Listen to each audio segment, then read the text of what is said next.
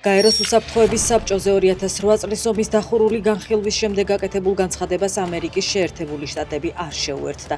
ეს პირველი შემთხვევაა ბოლო 17 წლის მანძილზე. ნაციონალური მოძრაობის თავმჯდომარე ამ ფაქტს ქართული დიპლომატიის კრახს უწოდებს და ამბობს, რომ საქართველოს საგარეო საქმეთა სამინისტრო როგორც უწყება აღარ არსებობს. პუტინი მტაცებელია, ის ჩვენს კარიბჭესთან კაცი ჭამია, აცხადებს საფრანგეთის პრეზიდენტი ფრანგული ტელეარხის ეთერში.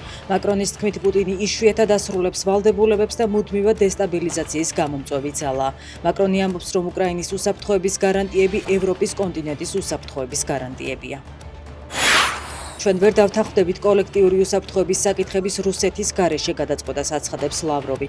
მისივე თქმით, რუსეთი მკაცრად დაიცავს საკუთარ ლეგიტიმურ ინტერესებს.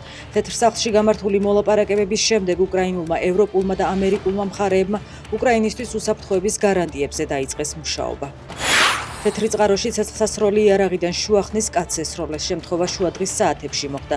დაჭრილი საავადმყოფოში გადაიყვანეს, სხვა ინფორმაცია მომხდარზე ამ დროისთვის უცნობია.